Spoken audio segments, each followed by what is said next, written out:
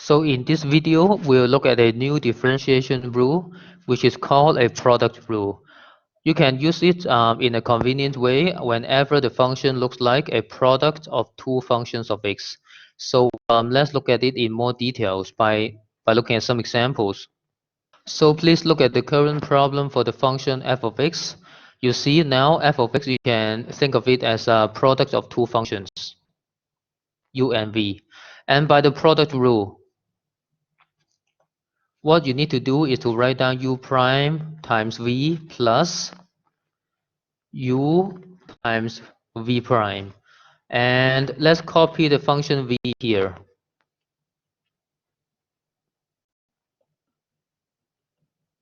And also we can copy the function for the u here. And let's do the remaining together. For the u prime, it's gonna be the derivative of 4x plus 7. And please do it quick in your mind. 7 becomes 0. You see, 7 becomes 0 after taking derivative. And 4x becomes 4 because x derivative is 1, right? So we just have 4 for the u prime. And for the v prime, you see, we can do the term by term differentiation now. For example, the first term is gonna be 40 because I take the 5 out. 8 times 5 is 40. 40 times x to the power 4 plus second term is 36 because I multiply 9 with the power 4 to get 36. 36 times x to the power 3, and there should be more terms. And let's see, the next term is going to be minus 6. We keep it there. X becomes 1, right? So I don't have to write the 1 down, and plus 1 derivative becomes 0. So it's just like this. And that's the derivative in this case for the function f, which is a product of two functions. So let's look at the next example. So please look at the current example.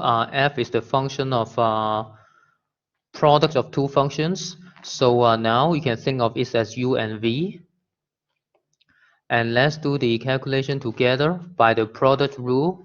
What you need to do is you have to write down u prime times v plus u times v prime. And let's do it together. We can copy the v first. V, I'll just copy it from the first line. And for the u, I'll just copy it from the first line also.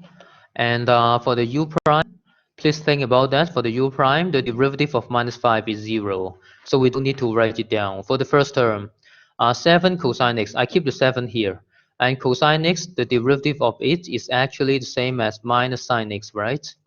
So let's look at the term v prime. And for the v prime, what is the derivative of the first term? We can write the first term as x to the power negative 2.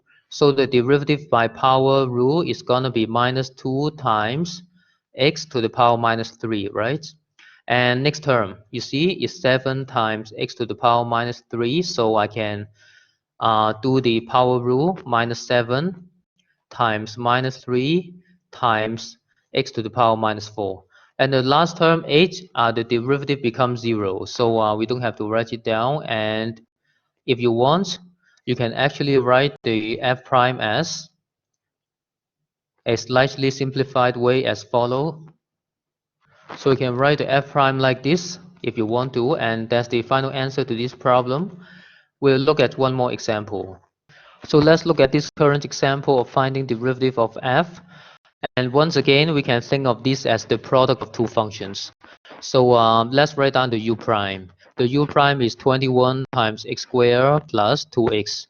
And minus 1 derivative is 0. We don't have to write it down. Times v. So I just copy it there. And plus u, which is the function u here, I just copied from the line above, times v prime. And v prime, which is the derivative of cosine x, is going to be minus sine x, right? So that's the derivative of this case. And that's the end of this video.